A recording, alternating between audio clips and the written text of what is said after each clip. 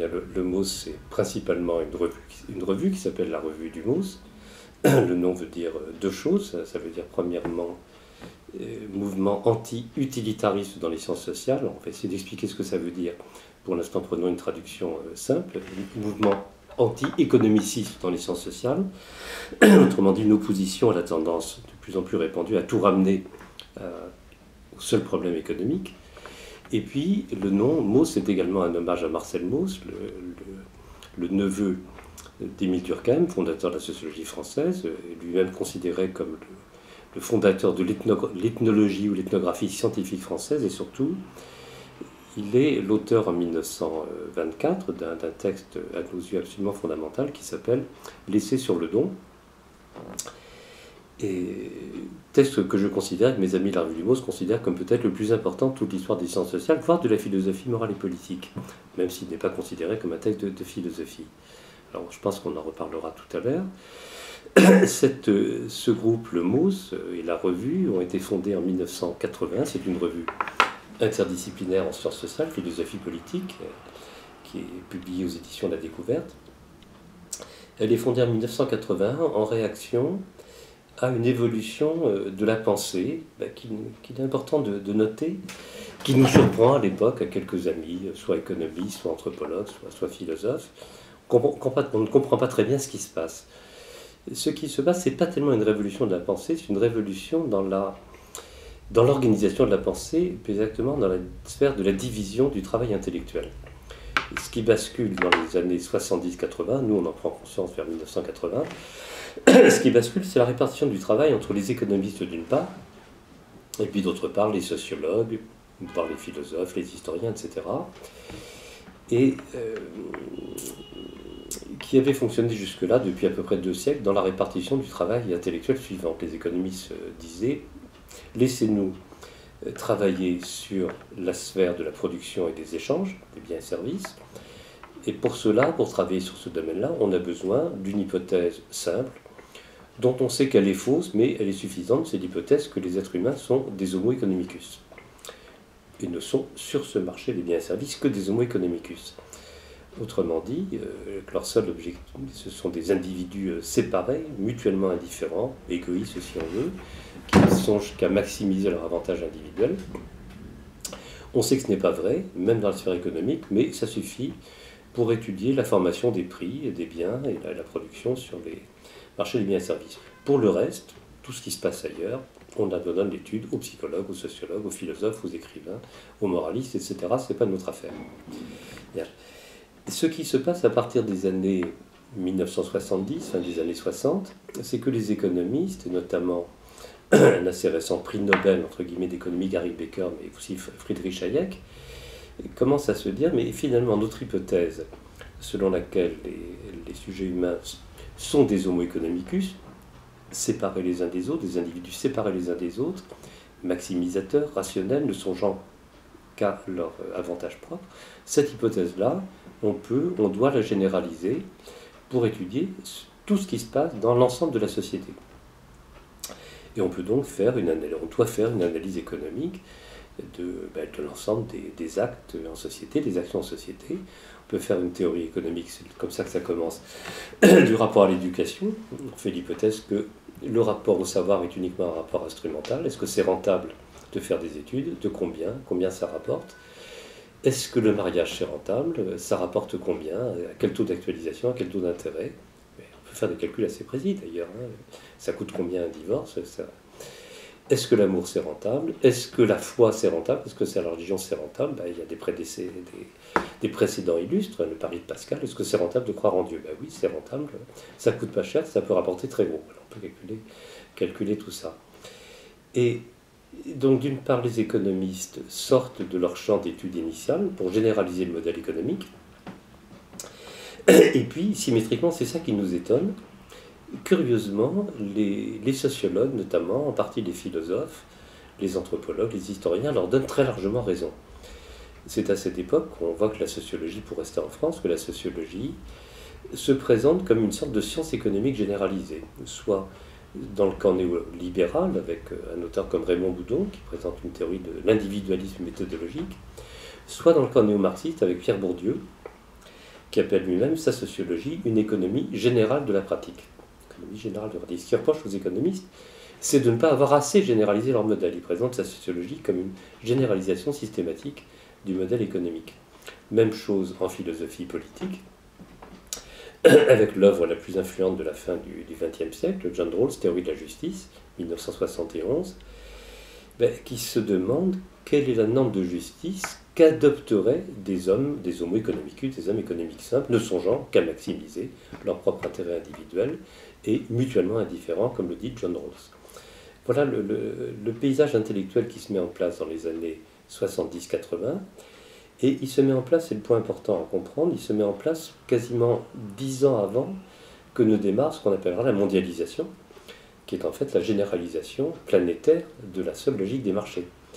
Car, et c'est en quelque sorte, cette mutation intellectuelle est une sorte de légitimation à l'avance des mutations du monde réel. Ça légitime pourquoi? Ça légitime parce que si on considère que les êtres humains ne sont que des homo economicus, qu'ils ne songent qu'à leur intérêt individuel, à ce moment-là, effectivement, le seul mode de coordination efficace et légitime entre eux, c'est le marché. Et à terme, c'est le marché financier, voire le marché spéculatif. Toutes les autres formes de régulation, morale ou politique, tombent à l'eau en quelque sorte.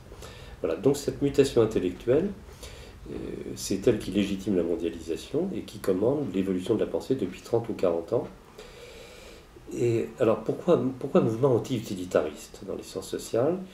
Parce qu'on peut montrer que cette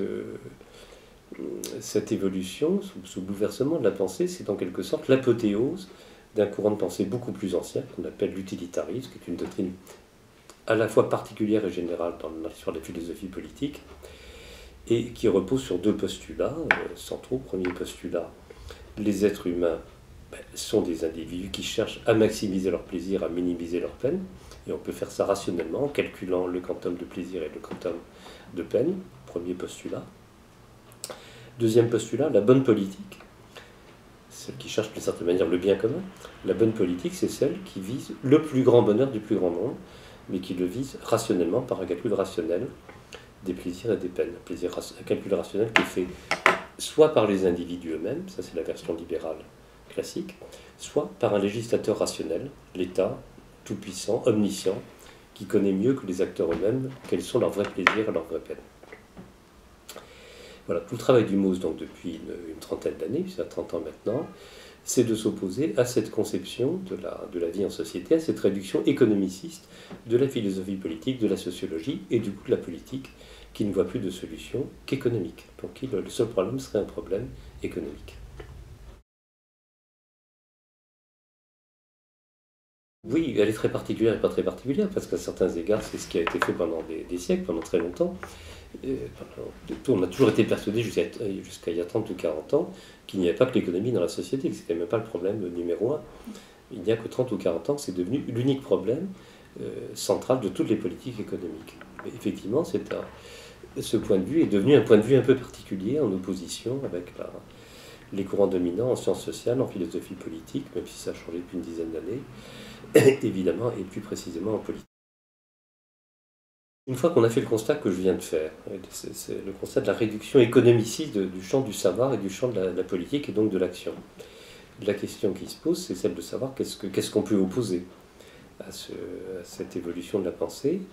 Quelles sont nos ressources intellectuelles, nos ressources de pensée? À certains égards, il y en a une infinité. Il y a toutes les ressources de la littérature, de la poésie, de la religion, de la morale. Tous ces courants de pensée ont toujours été fondamentalement anti-utilitaristes et anti-économicistes. Mais ce dont nous avons besoin, c'est d'une pensée qui soit efficace dans le champ des sciences sociales et de la philosophie politique et dans le champ de la politique. Et là, il n'y a pas énormément de ressources. Le problème principal, c'est celui de savoir dans quelle mesure les êtres humains sont ou ne sont pas des homo economicus, donc dans quelle mesure la vie doit être régulée par le marché, c'est la même question fondamentalement. Si les hommes ne sont que des homo economicus, alors la seule régulation possible, c'est le marché. S'ils ne sont pas que des homo economicus, alors il y a d'autres régulations, d'autres formes de coordination à rechercher. Donc, quels sont les auteurs qui nous aident à penser cette question-là? Dans quelle mesure les êtres humains sont-ils des homo economicus? Les deux grands auteurs, à mon avis, là-dessus, C'est un historien anthropologue, Karl Polanyi, auteur du livre La Grande Transformation, historien autrichien au départ, et enfin hongrois plus précisément d'ailleurs. Et puis Marcel Mauss, dont on parlait tout à l'heure, l'héritier de Durkheim, l'auteur du L'Essai sur le dos. Ce que découvre Mauss dans L'Essai sur le dos, 1924, ce texte qui rassemble tout le savoir ethnologique de son époque, puisque Mauss est vraiment un savant de grande envergure qui parle on ne sait pas combien de langues, dont ses élèves disent Mauss c'est tout. Et ce que découvre Mauss en rassemblant des informations venues d'un peu tous les pays du monde, de toutes les époques du monde, c'est que l'homme n'a pas toujours été un animal économique, il n'y a que peu de temps qu'il est devenu, qu'il s'est doublé d'une machine à calculer. Question, qu'est-ce qu'il était avant d'être un animal économique? Eh bien, ça, ce que Mauss dit dès le début d'ailleurs de L'Essai sur le don, c'est que dans la société archaïque, ou traditionnelle, ou sauvage, comme on voudra l'appeler, les échanges, les relations entre les hommes ne reposent pas sur le donnant-donnant, sur le contrat. C'est très important de dire ça ne repose pas sur le contrat, parce que ça contredit toutes les philosophies du contrat social, donc toute la science économique. Ça ne repose pas sur le contrat, sur le donnant-donnant, sur le marché. Ça repose sur ce que Mauss appelle la triple obligation de donner, recevoir et rendre. Alors, dès qu'on parle de don, on entre dans un champ épouvantablement compliqué, avec des confusions multiples, puisque lorsque nous parlons de don aujourd'hui, le premier réflexe qui vient à l'esprit, c'est d'avoir en tête l'idée de charité. Or, le don que Mauss découvre à l'œuvre dans les sociétés archaïques, ce n'est en rien un don charitable, c'est au contraire à des tas d'égards un don très violent. C'est ce que Mauss appelle un don agonistique, c'est une forme de rivalité, de lutte par le don. Lutte par le don, dont le but, écrit Mauss, il travaille sur certaines sociétés assez particulières, dans lesquelles le don agonistique est particulièrement exacerbé, et dans lequel, nous dit Mauss, le but est d'aplatir son rival, de le mettre à l'ombre de son nom, de montrer qu'on est plus fort que lui. Alors, c'est là, plus fort que lui, plus fort en quoi? Plus fort en générosité. C'est là où les choses deviennent tout à fait intéressantes et fondamentales, puisqu'il s'agit en quelque sorte de rivaliser de générosité. Et dans cette forme de rivalité de générosité, qui est une forme de guerre, il se produit quelque chose d'absolument fondamental, qui est le basculement de la guerre effective, dans laquelle il y a vraiment des morts et vraiment des blessés, de la guerre pour de bon à la guerre du don.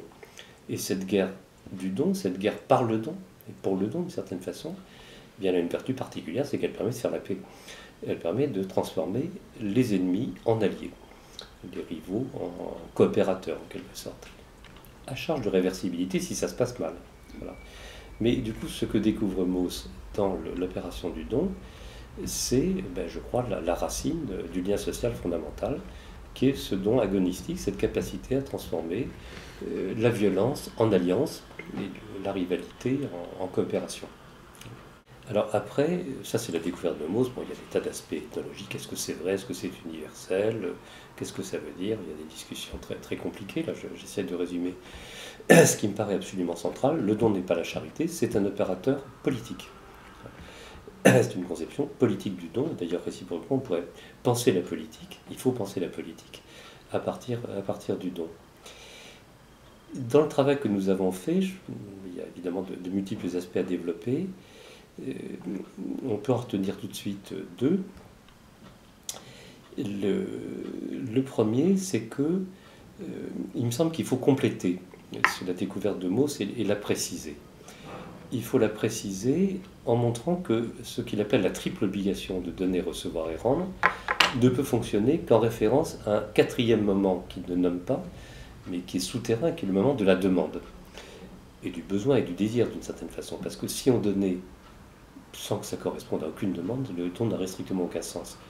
Et donc toute l'évolution de la philosophie morale, ça va être, et de la morale, de la religion, va se produire autour de la question de savoir qu'est-ce qu'un vrai don, qui correspond vraiment à une vraie demande. Ça ne correspond jamais d'ailleurs, ça ne correspond jamais parfaitement. C'est pour ça qu'il y a du jeu, c'est pour ça que le jeu se relance sans arrêt. Mais donc il faut penser 4 moments, non pas seulement donner, recevoir, rendre, mais demander, donner, recevoir, rendre. Et puis il faut penser que ce cycle des 4 mois, 4 temps, ne prend sens que sur fond de son opposé. Et qu'est-ce que c'est que l'opposé de la demande? C'est l'ignorance. Je vous ignore, je ne vous demande rien. Voilà. Je ne vous connais pas. L'opposé de donner, c'est prendre. Je ne vous donne rien, c'est moi qui vais vous prendre quelque chose. L'opposé de recevoir, c'est refuser. Je ne veux rien de vous. Je n'accepte pas vos dons. Et l'opposé de rendre, c'est évidemment garder. Je ne me sens qu'une dette envers vous, je garde ce que vous m'avez donné, qui n'est pas un don, d'ailleurs je vous le prends. Voilà, donc là on voit à peu près ce qui me semble être les données fondamentales du problème politique et du problème sociologique. Comment est-ce qu'on fabrique une société? On la fabrique pour autant qu'on réussit à passer du cycle du demander, donner, recevoir, rendre, au cycle du cycle du ignorer, prendre, refuser, garder, au cycle du demander, recevoir, rendre.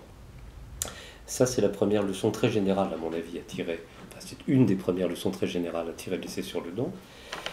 Et l'autre question, c'est celle de savoir qu'est-ce qu'on peut faire aujourd'hui de cette leçon-là. En quoi ça nous éclaire sur les sociétés contemporaines. Et je crois que c'est quelque chose à quoi le travail du mot, ça a permis de contribuer, c'est de montrer que cette découverte de mots, ça n'est pas éclairante seulement pour les sociétés archaïques, mais puissamment éclairante également pour la société contemporaine.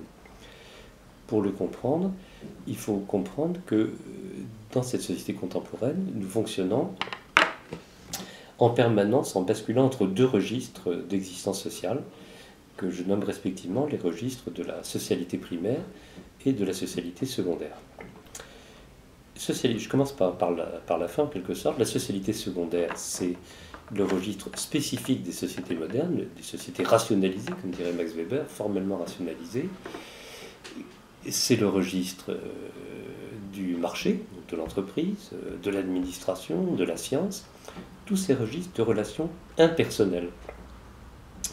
Dans ce champ des relations impersonnelles, fonctionnelles, l'efficacité des personnes est plus importante que leur personnalité. C'est ça la règle de la société secondaire. Dans l'entreprise, dans le marché, dans l'administration, ce qui règne, c'est la loi impersonnelle de l'offre et la demande, c'est la loi générale de l'administration, le service public, etc.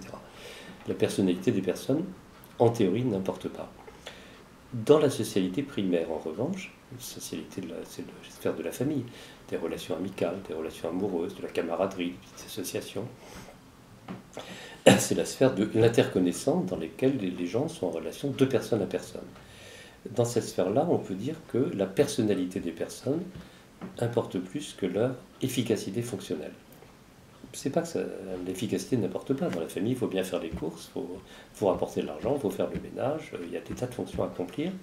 Mais a priori, la famille tient, que ce soit le couple ou la famille en général, tient aussi longtemps que la personnalité des personnes importe plus que les fonctions qu'elles accomplissent. Une fois qu'on a opéré cette distinction, on peut revenir à la sphère de la socialité secondaire, au champ de l'entreprise, de l'administration, et on s'aperçoit, là encore, qu'on peut singulièrement renverser les analyses dominantes en économie ou en sociologie, en montrant que dans ces univers apparemment impersonnels, régis par des divisions fonctionnelles du travail, des organigrammes, etc., en fait, les choses ne marchent que pour autant qu'on mobilise les relations de personne à personne, et donc les relations de dons et de contre-dons entre les personnes. C'est ce que montre par exemple le livre de Norbert Alper, Donner et prendre, membre du MOUS, la coopération d'entreprise, qui fait d'ailleurs un grand succès, y compris chez les DRH, et qui montre que ce que les patrons imputent attribuent à leur efficacité fonctionnelle, l'efficacité de l'entreprise, la productivité, la rentabilité, dépend pour l'essentiel très largement de deux choses. D'une part, de la capacité des salariés à se donner les uns aux autres, tout un ensemble de choses, des informations techniques, des soutiens psychologiques, des tours de main, etc. Et puis également de leur capacité à s'adonner aux objectifs de l'entreprise ou de l'administration. Et là, on retrouve donc ce qu'on avait vu chez Marcel Mauss. Quel est le moteur principal dans la société archaïque, mais aujourd'hui aussi bien, des actions humaines? Ce n'est pas d'abord l'intérêt matériel, c'est pas que l'intérêt matériel n'existe pas, mais ce n'est pas d'abord l'intérêt matériel, c'est le désir d'être reconnu comme un donateur généreux. Et pour être reconnu comme un donateur généreux, de s'adonner à ce que l'on fait, que ce soit la guerre, que ce soit l'art, que ce soit la production des enfants, etc., etc. On développe des politiques de la reconnaissance, justement, puisque, en effet, les salariés veulent être reconnus, c'est ça leur principale motivation. Le salaire, bien sûr, il a des vertus utilitaires, on a besoin d'argent pour 36 000 choses, mais c'est aussi un signe de reconnaissance. On va être reconnu à sa juste valeur. D'où cette tendance des entreprises à promouvoir des politiques de la reconnaissance, et d'autant plus que ça coûte pas cher. Ça coûte moins cher d'augmenter les salaires, donc c'est tout bénéfice.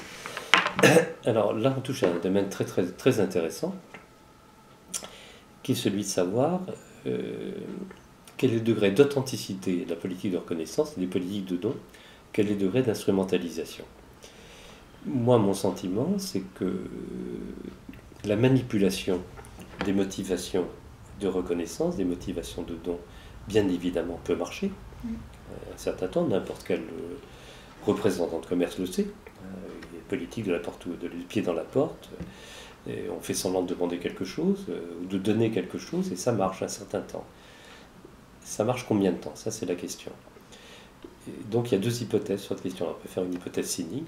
L'hypothèse cynique, c'est que toutes les politiques de la reconnaissance et du don sont des politiques instrumentales et trompeuses. On peut faire une hypothèse moins cynique, qui est que pour que ça marche vraiment, à terme, le problème c'est la question du terme, à terme, il faut que ça soit effectif, il faut y croire vraiment. Et là, en disant cela, je fais écho à un propos tout à fait intéressant de l'auteur du best-seller « Comment se faire des amis pour gagner de l'influence » Dale Carnegie. Alors cet exemple a été bien analysé par mon ami Jacques Audevoux dans l'Esprit du don. Et alors c'est tout à fait intéressant la question. Dale Carnegie, Comment se faire des amis, c'est peut-être le plus grand best-seller des dizaines de millions d'exemplaires vendus dans le monde à partir des années 30. Et la question est apparemment totalement instrumentale, utilitariste. Comment se faire des amis pour gagner de l'influence? Parce que, sous-entendu, parce que les amis, ça peut rapporter. Bourdieu dirait, ça rapporte du capital social, qui rapporte du capital économique. Et la réponse de Dale Carnegie, que je crois tout à fait intéressante, c'est de dire que pour se faire des amis, il faut les aimer vraiment. Voilà. Autrement dit, pour qu'il y ait de l'efficacité instrumentale du don, il faut sortir du champ de l'instrumentalité. Mais en tout cas, si on développe cette discussion, ce qui apparaît de façon quand même très intéressante, et qui va plutôt dans le sens, a priori, de l'interprétation optimiste de l'usage du don et du désir de donner dans l'entreprise, c'est que plein d'expériences le montrent maintenant, comment dire, ce que les économistes appellent les motivations intrinsèques sont beaucoup plus importantes que les motivations extrinsèques. Curieusement, les salariés, sauf dans les travaux très répétitifs, sont 10 fois plus productifs lorsqu'ils sont confrontés à des tâches qu'ils ont à faire librement, dans lesquelles ils deviennent sujets et autonomes, que dans les tâches opposées. Alors il y a des expériences d'ailleurs tout à fait étonnantes qui montrent que dans les tâches non répétitives, qui deviennent majoritaires dans l'industrie contemporaine, plus on est payé pour faire une tâche, moins on est productif. Et autrement dit, ce qui rend productif, inventif et efficace, c'est le sentiment de faire les choses par motivation intrinsèque, autrement dit dans une logique de don, et pas dans la logique du salariat. Alors évidemment, là encore, ça peut être instrumentalisé. On revient à la je vais développer un petit peu. On revient à la question antérieure. Moi, pour ma part, je crois que c'est très important quand même de bien faire connaître ces résultats-là, qui sont peu connus en France, notamment la France, qui est un pays épouvantable pour les relations de travail. Les enquêtes montrent que sur 103 pays, sur la question du degré de confiance qui règne au sein des entreprises, la France est 100e sur 103e, à égalité avec le Zimbabwe et l'Angola. Il y a quelque chose d'absolument terrible en France dans les relations de travail, pour 36 000 raisons qu'on pourrait analyser. Et parce que du coup, on y développe, que ce soit dans l'entreprise privée et maintenant dans tout le secteur public, toutes les techniques de reporting, de benchmarking importées du secteur privé, mal comprises, déjà intrinsèquement perverses et par ailleurs mal comprises, prises dans une logique très, très mandarinale et bureaucratique française, et ça produit absolument des ravages. Donc insister sur le fait que laisser de l'autonomie aux salariés ou aux fonctionnaires, les laisser évaluer eux-mêmes leur propre travail, développer librement ce qu'ils ont à faire, je crois que c'est un enjeu tout à fait important. Ça me paraît clair. Ça me paraît clair, et dans la fonction publique également.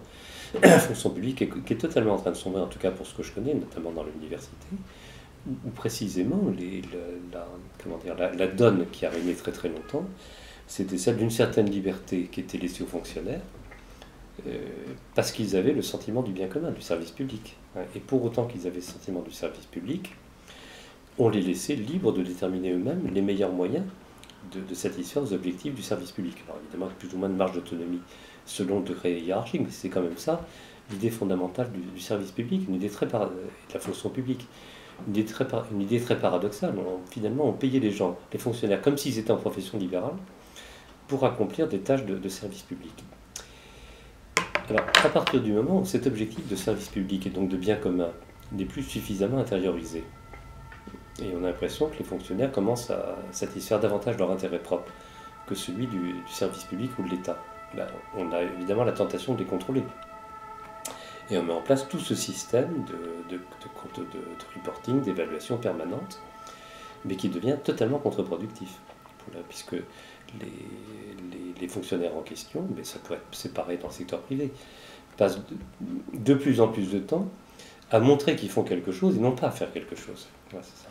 Il y a l'obligation de montrer en permanence, du matin jusqu'au soir, qu'on est en train de travailler, en train de faire des choses efficaces. Et comme on passe son temps à faire ça dans une logique purement instrumentale, totalement sortie du champ du don, de la donation et de la liberté et de la créativité, de fait, on ne crée plus et on ne sert plus le bien commun.